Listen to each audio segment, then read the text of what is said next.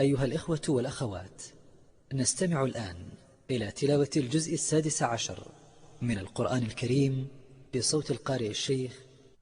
عبد الباسط عبد الصمد رحمه الله. أعوذ بالله من الشيطان الرجيم.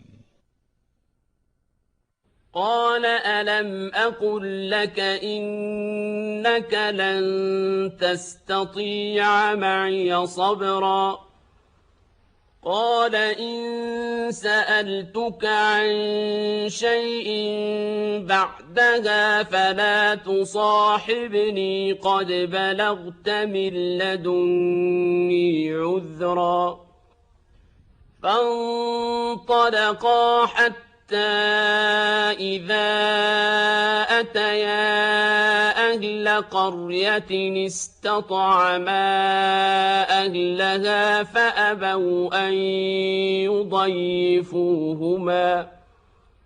فأبوا أن يضيفوهما فوجدا فيها جدارا يريد أن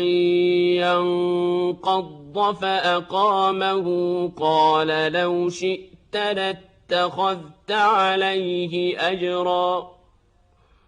قال هذا فراق بيني وبينك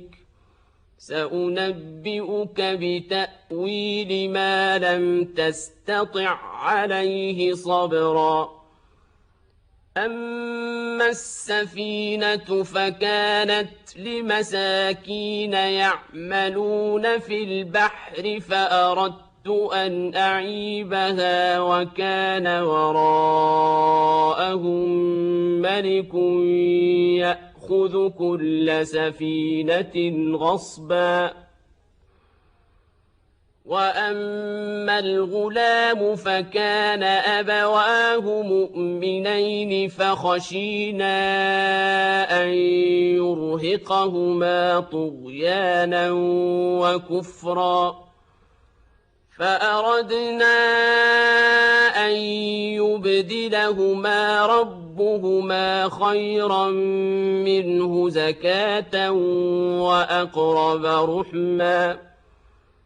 وأما الجدار فكان لغلامين يتيمين في المدينة وكان تحته كنز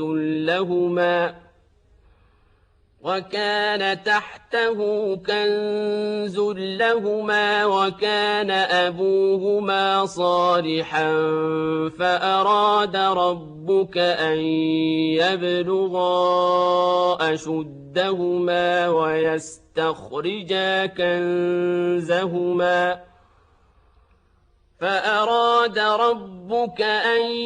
يبلغا أشدهما ويستخرجا كنزهما رحمة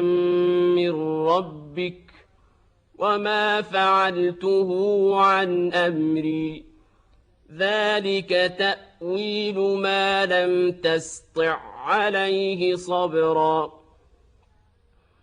ويسألونك عن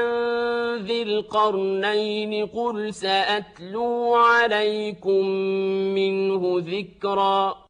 إنا مكنا له في الأرض وآتيناه من كل شيء سببا فأتبع سببا حتى إذا بلغ مغرب الشمس وجدها تغرب في عين حمئة ووجد عندها قوما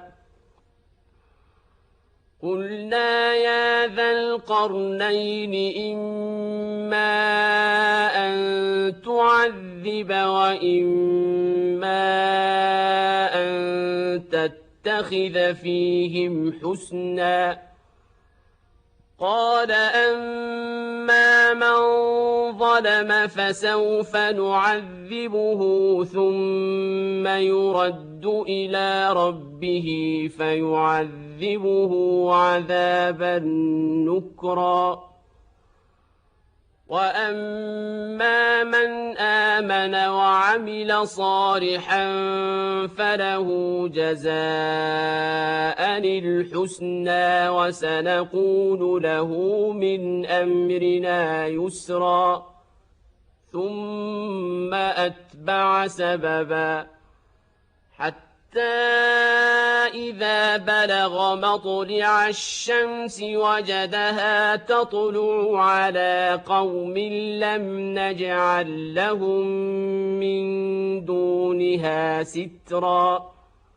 كَذَٰلِكَ وَقَدْ أَحَطْنَا بِمَا لَدَيْهِ خُبْرًا ثُمَّ أَتْبَعَ سَبَبًا حَتَّىٰ إِذَا بَلَغَ بَيْنَ السَّدَّيْنِ وَجَدَ مِن دُونِهِمَا قَوْمًا لَّا يَكَادُونَ يَفْقَهُونَ قَوْلًا قَالُوا يَا ذَا الْقَرْنَيْنِ إِنَّ يَأْجُوجَ وَمَأْجُوجَ مُفْسِدُونَ فِي الْأَرْضِ فَهَلْ نَجْعَلُ لَكَ خَرْجًا عَلَىٰ أَن تَجْعَلَ بَيْنَنَا وَبَيْنَهُمْ سَدًّا قَالَ مَا مَكَّنِّي فِيهِ رَبِّي خَيْرٌ فَأَعِينُونِي بِقُوَّةٍ أَجْعَلْ بَيْنَكُمْ وَبَيْنَهُمْ رَدْمًا آتوني زبر الحديد حتى إذا ساوى بين الصدفين قال انفخوا حتى إذا جعله نارا قال آتوني أفرغ عليه قطرا فما استطاعوا أن يظهروه وما استطاعوا له نقبا قال هذا رحمة من ربي فإذا جاء وعد ربي جعله دكاء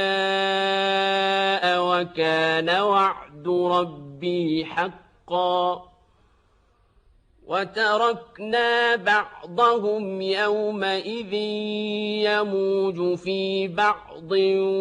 ونفخ في الصور فجمعناهم جمعا وعرضنا جهنم يومئذ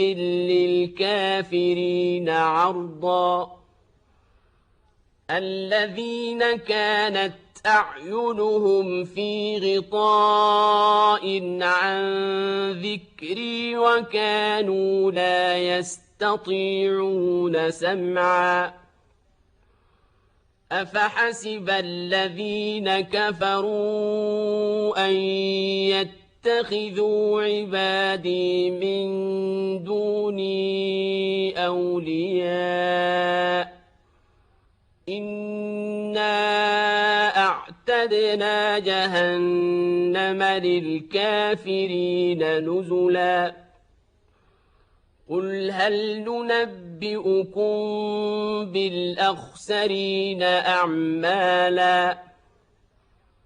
الذين ضل سعيهم في الحياة الدنيا وهم يحسبون أنهم يحسنون صنعا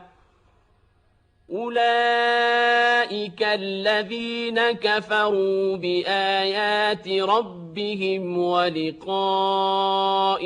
فحبطت أعمالهم فلا نقيم لهم يوم القيامة وزنا ذلك جزاؤهم جهنم بما كفروا واتخذوا آياتي ورسلي هزوا إن الذين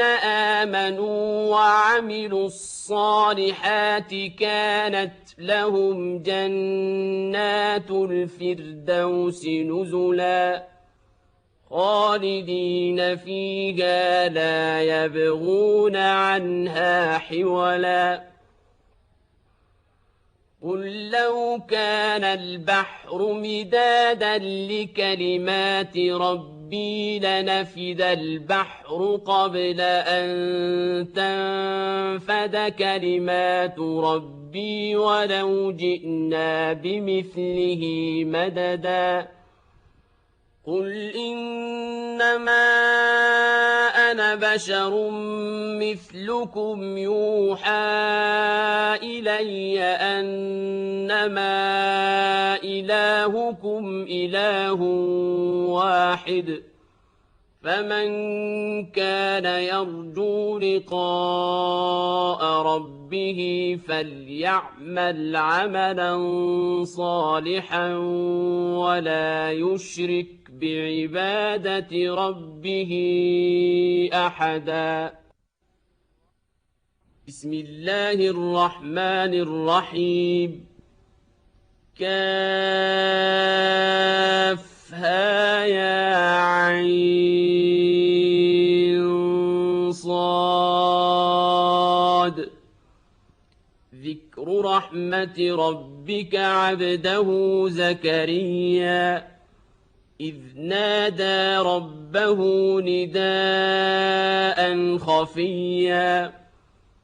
قال رب إني وهن العظم مني واشتعل الرأس شيبا ولم أكن بدعائك رب شقيا وإني خفت الموالي من ورائي وكانت امرأتي عاقرا فهب لي من لدنك وليا يرثني ويرث من آل يعقوب واجعله رب رضيا يا زكريا إنا نبشرك بغلام اسمه يحيى لم نجعل له من قبل سميا قال رب أنى يكون لي غلام وكانت امرأتي عاقرا وقد بلغت من الكبر عتيا قال كذلك قال ربك هو علي هين وقد خلقتك من قبل ولم تك شيئا قال رب اجعل لي آية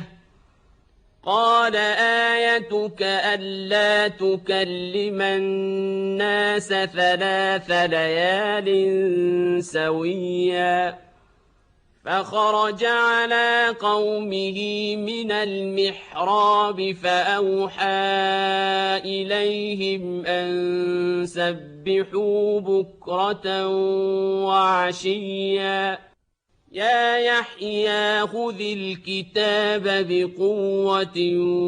وآتيناه الحكم صبيا وحنانا من لدنا وزكاة وكان تقيا وبرا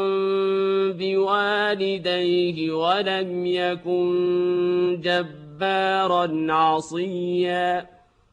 وسلام عليه يوم ولد ويوم يموت ويوم يبعث حيا واذكر في الكتاب مريم إذ انتبذت من أهلها مكانا شرقيا فاتخذت من دونهم حجابا فأرسلنا إليها روحنا فتمثل لها بشرا سويا قالت إني أعوذ بالرحمن منك إن كنت تقيا قال إنما أنا رسول ربك لأهب لك غلاما زكيا قالت أنى يكون لي غلام ولم يمسسني بشر ولم أك بغيا قال كذلك قال ربك هو علي هين ولنجعله آية للناس ورحمة منا وكان أمرا مقضيا فحملته فانتبذت به مكانا قصيا فأجاءها المخاض إلى جذع النخلة قالت يا ليتني مت قبل هذا وكنت نسيا منسيا فناداها من تحتها ألا تحزني قد جعل ربك تحتك سريا وهزي إليك بجذع النخلة تساقط عليك رطبا جنيا فكلي واشربي وقري عينا فإما ترين من البشر أحدا فقولي إني نذرت للرحمن صوما فلن أكلم اليوم إنسيا فأتت به قومها تحمله قالوا يا مريم لقد جئت شيئا فريا يا أخت هارون ما كان أبوك امرأ سوء وما كانت أمك بغيا فأشارت إليه قالوا كيف نكلم من كان في المهد صبيا قال إني عبد الله آتاني الكتاب وجعلني نبيا وجعلني مباركا أينما كنت وأوصاني بالصلاة والزكاة ما دمت حيا وبرا بوالدتي ولم يجعلني جبارا شقيا والسلام علي يوم ولدت ويوم أموت ويوم أبعث حيا ذلك عيسى بن مريم قول الحق الذي فيه يمترون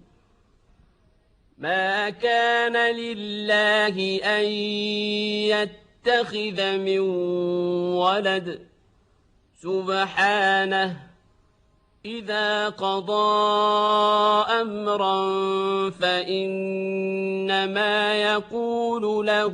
كن فيكون وإن الله ربي وربكم فاعبدوه هذا صراط مستقيم فاختلف الأحزاب من بينهم فويل للذين كفروا من مشهد يوم عظيم أسمع بهم وأبصر يوم يأتي يأتوننا لكن الظالمون اليوم في ضلال مبين وأنذرهم يوم الحسرة إذ قضي الأمر وهم في غفلة وهم لا يؤمنون إنا نحن نرث الأرض ومن عليها وإلينا يرجعون واذكر في الكتاب إبراهيم إنه كان صديقا نبيا إذ قال لأبيه يا أبت لم تعبد ما لا يسمع ولا يبصر ولا يغني عنك شيئا يا أبت إني قد جاءني من العلم ما لم يأتك فاتبعني أهدك صراطا سويا يا أبت لا تعبد الشيطان إن الشيطان كان للرحمن عصيا يا أبت إني أخاف أن يمسك عذاب من الرحمن فتكون للشيطان وليا قال أراغب أنت عن آلهتي يا إبراهيم لئن لم تنته لأرجمنك واهجرني مليا قال سلام عليك سأستغفر لك ربي إنه كان بي حفيا وأعتزلكم وما تدعون من دون الله وأدعو ربي عسى ألا أكون بدعاء ربي شقيا فلما اعتزلهم وما يعبدون من دون الله وهبنا له إسحاق ويعقوب وكلا جعلنا نبيا ووهبنا لهم من رحمتنا وجعلنا لهم لسان صدق عليا واذكر في الكتاب موسى إنه كان مخلصا وكان رسولا نبيا وناديناه من جانب الطور الأيمن وقربناه نجيا ووهبنا له من رحمتنا أخاه هارون نبيا واذكر في الكتاب إسماعيل إنه كان صادق الوعد وكان رسولا نبيا وكان يأمر أهله بالصلاة والزكاة وكان عند ربه مرضيا واذكر في الكتاب إدريس إنه كان صديقا نبيا ورفعناه مكانا عليا أولئك الذين أنعم الله عليهم من النبيين من ذرية آدم وممن حملنا مع نوح ومن ذرية إبراهيم ومن ذرية إبراهيم وإسرائيل وممن هدينا واجتبينا إذا تتلى عليهم آيات الرحمن خروا سجدا وبكيا فخلف من بعدهم خلف أضاعوا الصلاة واتبعوا الشهوات فسوف يلقون غيا إلا من تاب وآمن وعمل صالحا فأولئك يدخلون الجنة ولا يظلمون شيئا جنات عدن التي وعد الرحمن عباده بالغيب إنه كان وعده مأتيا لا يسمعون فيها لغوا إلا سلاما ولهم رزقهم فيها بكرة وعشيا تلك الجنة التي نورث من عبادنا من كان تقيا وما نتنزل إلا بأمر ربك له ما بين أيدينا وما خلفنا وما بين ذلك وما كان ربك نسيا رب السماوات والأرض وما بينهما فاعبده واصطبر لعبادته هل تعلم له سميا ويقول الإنسان أإذا ما مت لسوف أخرج حيا أولا يذكر الإنسان أنا خلقناه من قبل ولم يك شيئا فوربك لنحشرنهم والشياطين ثم لنحضرنهم حول جهنم جثيا ثم لننزعن من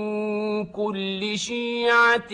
أيهم أشد على الرحمن عتيا ثم لنحن أعلم بالذين هم أولى بها صليا وإن منكم إلا واردها كان على ربك حتما مقضيا ثم ننجي الذين اتقوا ونذر الظالمين فيها جثيا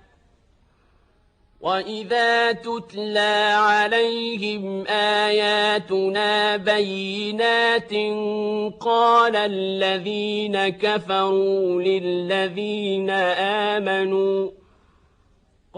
الذين كفروا للذين آمنوا أي الفريقين خير مقاما وأحسن نديا وكم أهلكنا قبلهم من قرن هم أحسن أثاثا ورئيا قل من كان في الضلالة فليمدد له الرحمن مدا حتى إذا رأوا ما يوعدون إما العذاب وإما الساعة فسيعلمون من هو شر مكانا وأضعف جندا ويزيد الله الذين اهتدوا هدى والباقيات الصالحات خير عند ربك ثوابا وخير مردا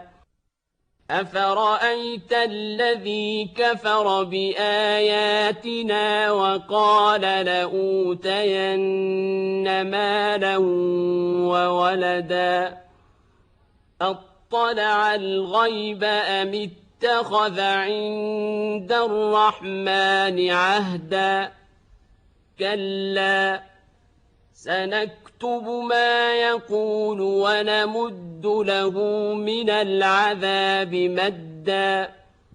ونرثه ما يقول ويأتينا فردا واتخذوا من دون الله آلهة ليكونوا لهم عزا كلا سيكفرون بعبادتهم ويكونون عليهم ضدا ألم تر أنا أرسلنا الشياطين على الكافرين تؤزهم أزا فلا تعجل عليهم إنما نعد لهم عدا يوم نحشر المتقين إلى الرحمن وفدا ونسوق المجرمين إلى جهنم وردا لا يملكون الشفاعة إلا من اتخذ عند الرحمن عهدا وقالوا اتخذ الرحمن ولدا لقد جئتم شيئا إدا تكاد السماوات يتفطرن منه وتنشق الأرض وتخر الجبال هدا أن دعوا للرحمن ولدا وما ينبغي للرحمن أن يتخذ ولدا إن كل من في السماوات والأرض إلا آتي الرحمن عبدا لقد أحصاهم وعدهم عدا وكلهم آتيه يوم القيامة فردا إن الذين آمنوا وعملوا الصالحات سيجعل لهم الرحمن ودا فإنما يسرناه بلسانك لتبشر به المتقين وتنذر به قوما لدا وكم أهلكنا قبلهم من قرن هل تحس منهم من أحد أو تسمع لهم ركزا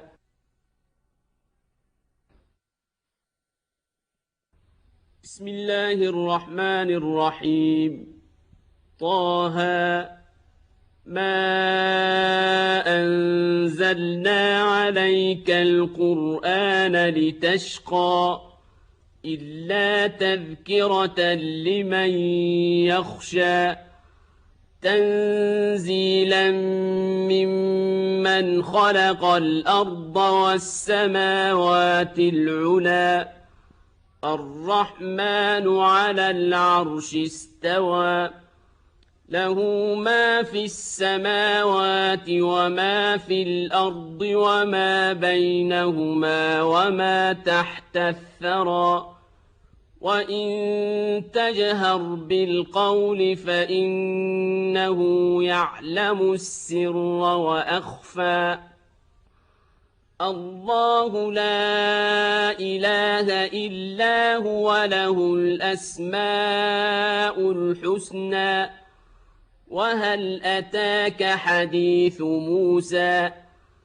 إذ رأى نارا فقال لأهلهم كثوا إني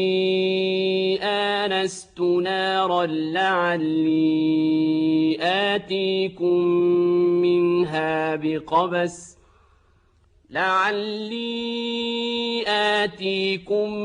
منها بقبس أو أجد على النار هدى فلما أتاها نودي يا موسى إني أنا ربك فاخلع نعليك إنك بالواد المقدس طوى وأنا اخترتك فاستمع لما يوحى إنني أنا الله لا إله إلا أنا فاعبدني وأقم الصلاة لذكري إن الساعة آتية أكاد أخفيها لتجزى كل نفس بما تسعى فلا يصدنك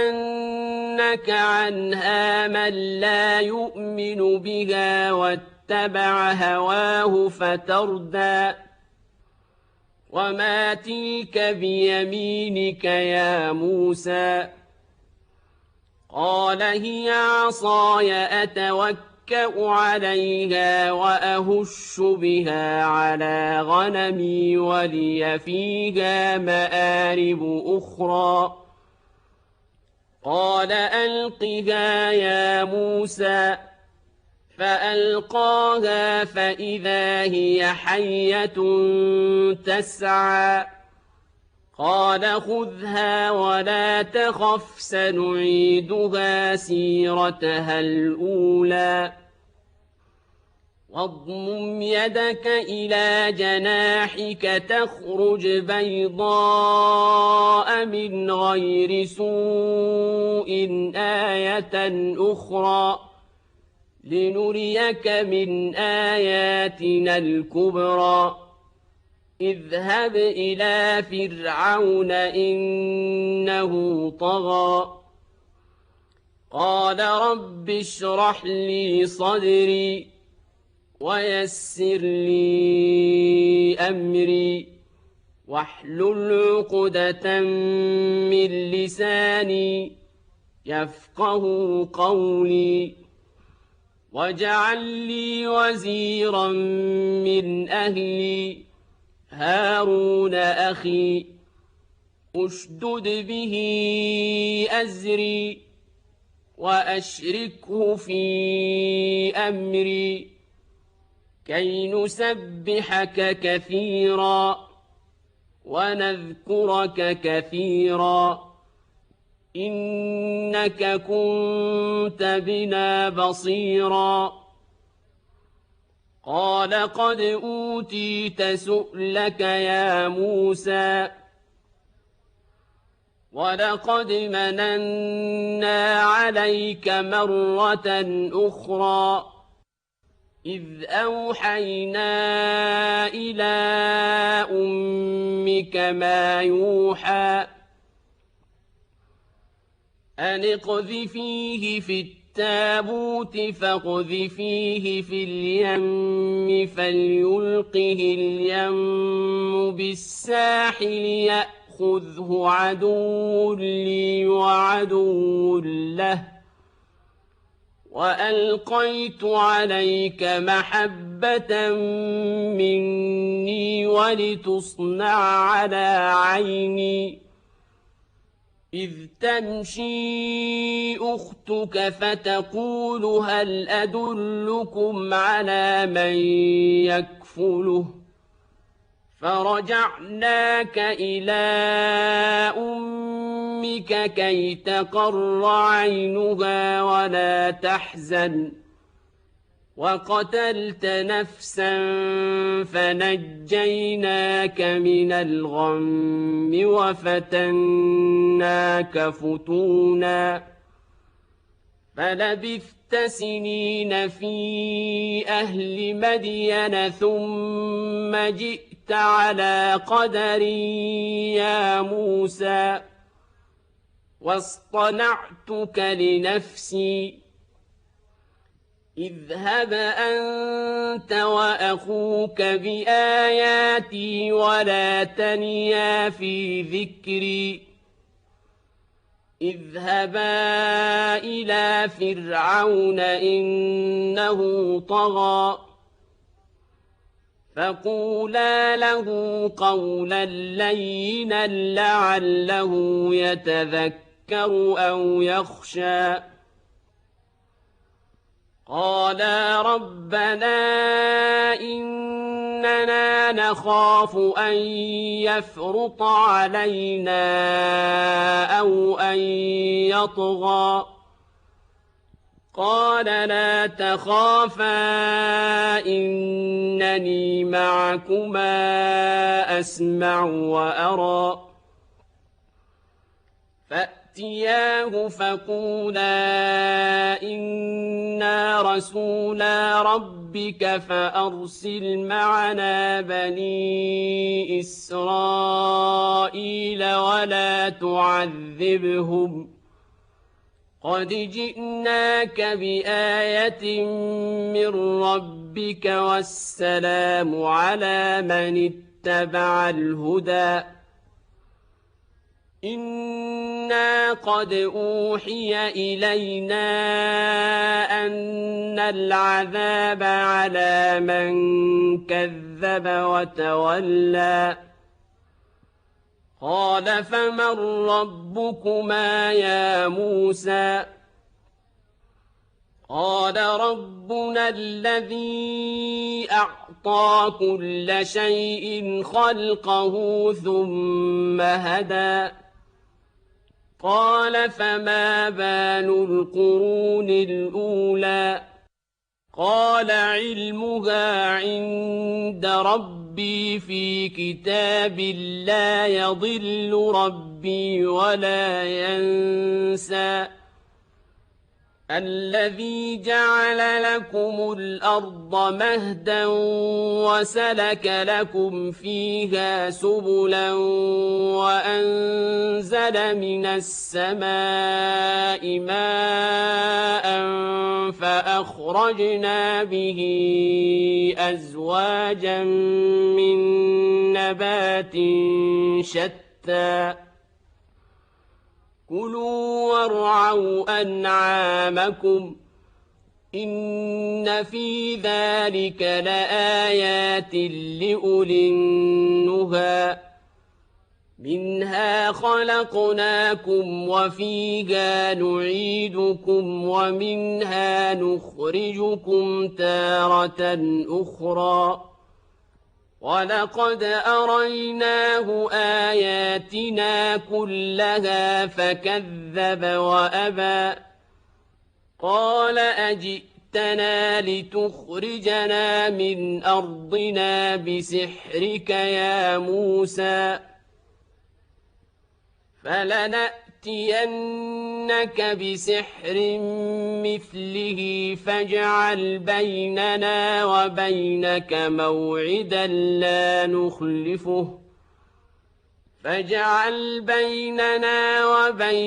موعدا لا نخلفه نحن ولا أنت مكانا سوى قال موعدكم يوم الزينة وأن يحشر الناس ضحى فتولى فرعون فجمع كيده ثم أتى قال لهم موسى ويلكم لا تفتروا على الله كذبا فيسحتكم بعذاب وقد خاب من افترى فتنازعوا أمرهم بينهم وأسروا النجوى قالوا إن هذان لساحران يريدان أن يخرجاكم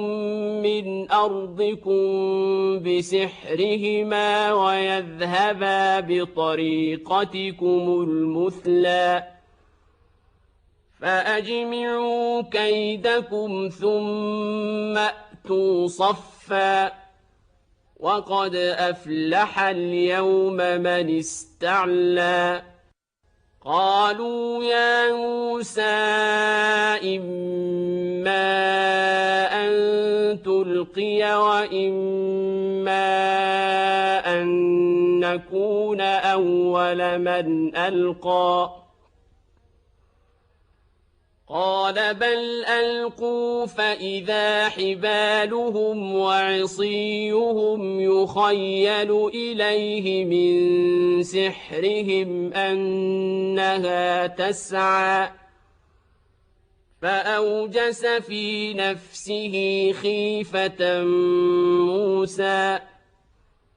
قلنا لا تخف إنك أنت الأعلى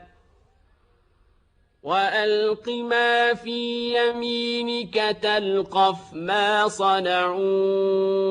إنما صنعوا كيد ساحر ولا يفلح الساحر حيث أتى فألقي السحرة سجدا قالوا آمنا برب هارون وموسى قال آمنتم له قبل أن آذن لكم إنه لكبيركم الذي علمكم السحر فلأقطعن أيديكم وأرجلكم من خلاف ولأصلبنكم في جذوع النخل ولتعلمن أينا أشد عذابا وأبقى قالوا لن نؤثرك على ما جاءنا من البينات والذي فطرنا فاقض ما أنت قاض إنما تقضي هذه الحياة الدنيا إنا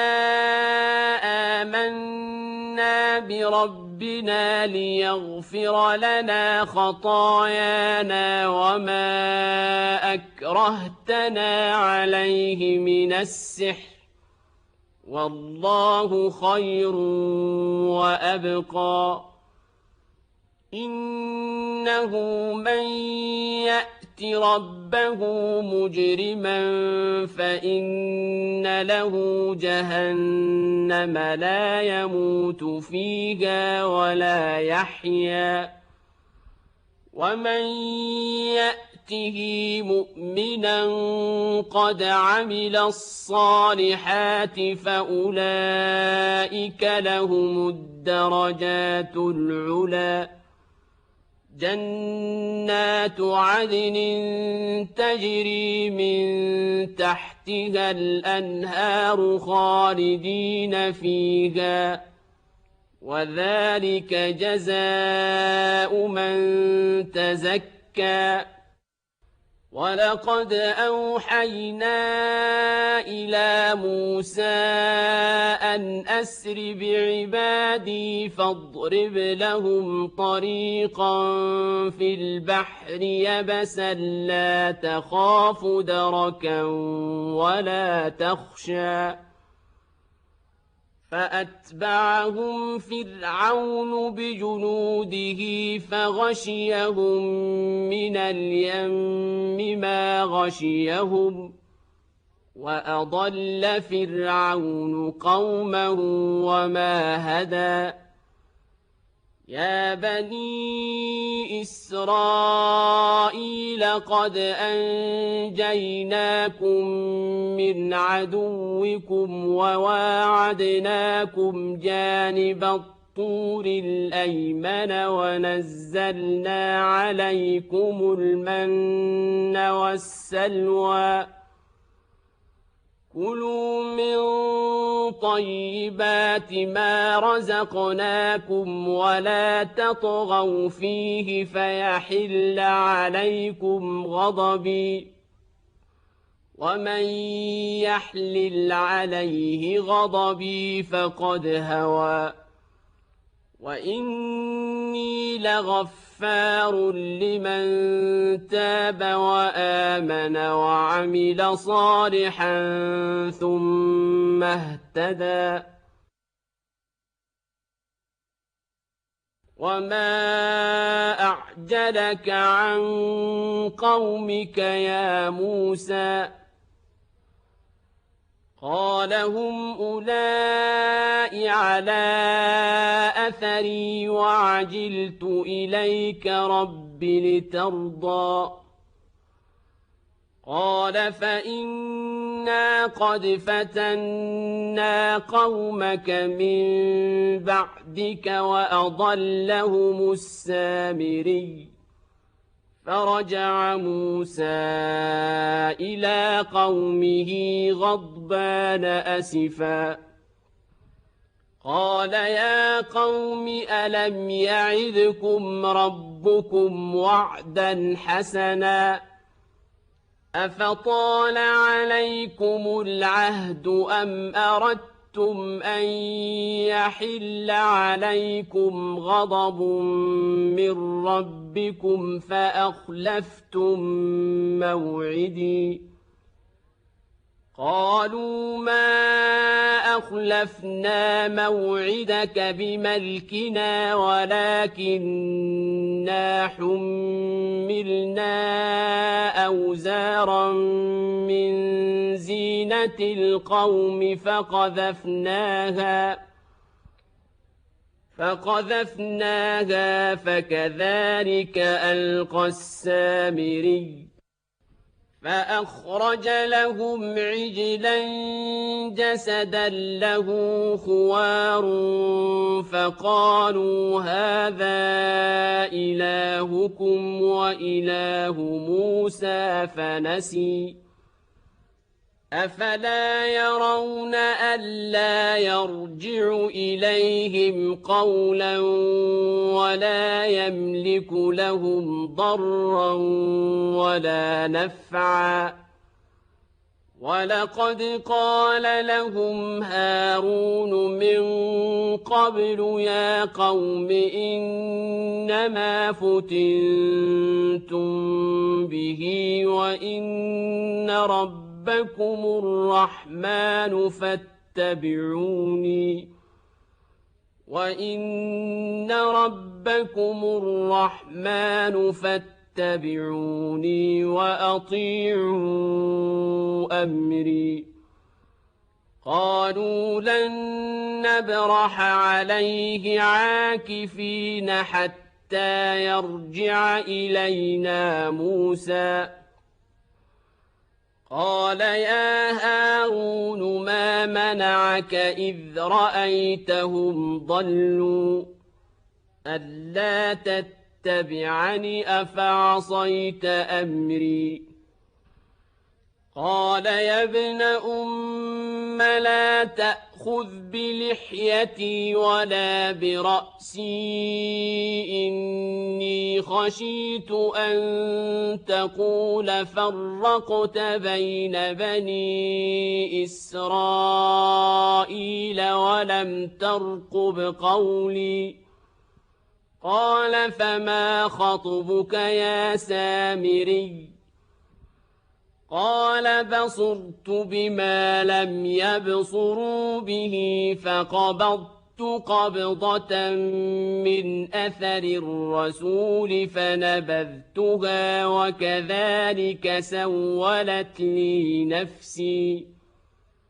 قال فاذهب فإن لك في الحياة أن تقول لا مساس وإن لك موعدا لن تخلفه وانظر إلى إلهك الذي ظلت عليه عاكفا لنحرقنه ثم لننسفنه في اليم نسفا إنما إلهكم الله الذي لا إله إلا هو وسع كل شيء علما كذلك نقص عليك من أنباء ما قد سبق وقد آتيناك من لدنا ذكرا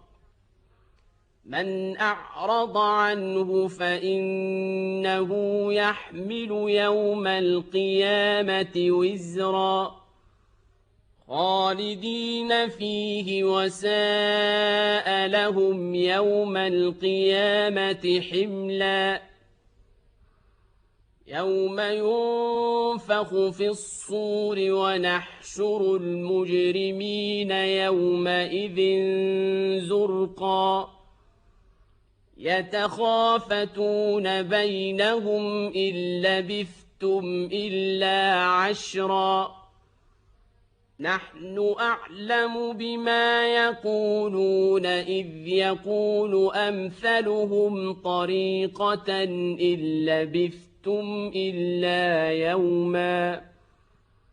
ويسألونك عن الجبال فقل ينسفها ربي نسفا فيذرها قاعا صفصفا لا ترى فيها عوجا ولا أمتا يومئذ يتبعون الداعي لا عوج له وخشعت الأصوات للرحمن فلا تسمع إلا همسا يومئذ لا تنفع الشفاعة إلا من أذن له الرحمن ورضي له قولا يعلم ما بين أيديهم وما خلفهم ولا يحيطون به علما وعنت الوجوه للحي القيوم وقد خاب من حمل ظلما ومن يعمل من الصالحات وهو مؤمن فلا يخاف ظلما ولا هضما وكذلك أنزلناه قرآنا عربيا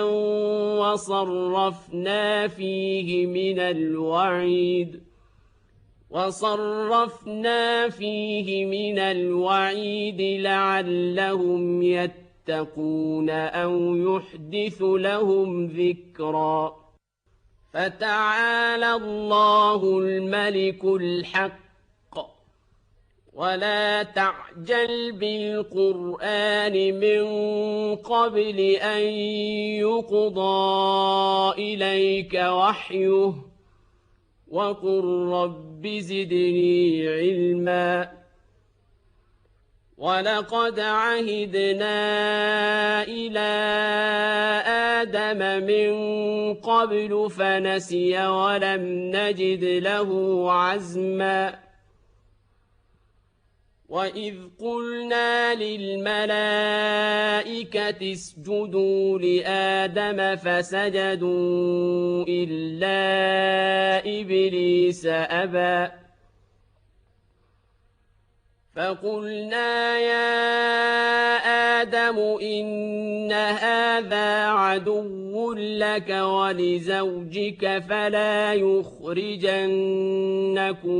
من الجنة فتشقى إن لك ألا تجوع فيها ولا تعرى وأنك لا تظمأ فيها ولا تضحى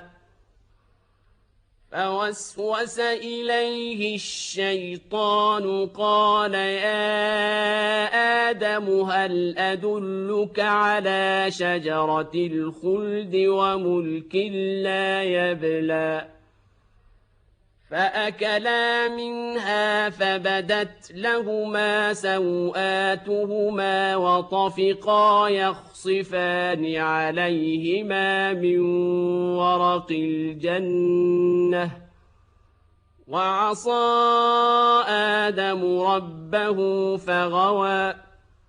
ثم اجتباه ربه فتاب عليه وهدى قال اهبطا منها جميعا بعضكم لبعض عدو فإما يأتينكم مني هدى فمن اتبع هداي فلا يضل ولا يشقى ومن أعرض عن ذكري فإن له معيشة ضنكا ونحشره يوم القيامة أعمى قال رب لم حشرتني أعمى وقد كنت بصيرا قال كذلك أتتك آياتنا فنسيتها وكذلك اليوم تنسى وكذلك نجزي من أسرف ولم يؤمن بآيات ربه ولعذاب الآخرة أشد وأبقى أفلم يهد لهم كم أهلكنا قبلهم من القرون يمشون في مساكنهم إن في ذلك لآيات لأولي النهى ولولا كلمة سبقت من ربك لكان لزاما وأجل مسمى فاصبر على ما يقولون وسبح بحمد ربك قبل طلوع الشمس وقبل غروبها ومن آناء الليل فسبح وأطراف النهار لعلك ترضى ولا تمدن عينيك إلى ما متعنا به أزواجا منهم زهرة الحياة الدنيا لنفتنهم فيه ورزق ربك خير وأبقى وأمر أهلك بالصلاة واصطبر عليها لا نسألك رزقا نحن نرزقك والعاقبة للتقوى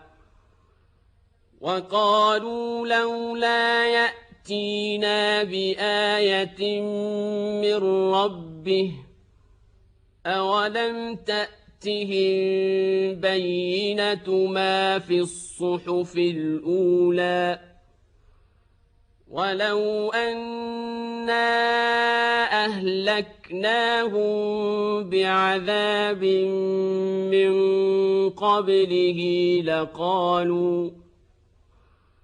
لقالوا ربنا لولا أرسلت إلينا رسولا فنتبع آياتك من قبل أن نذل ونخزى قل كل متربص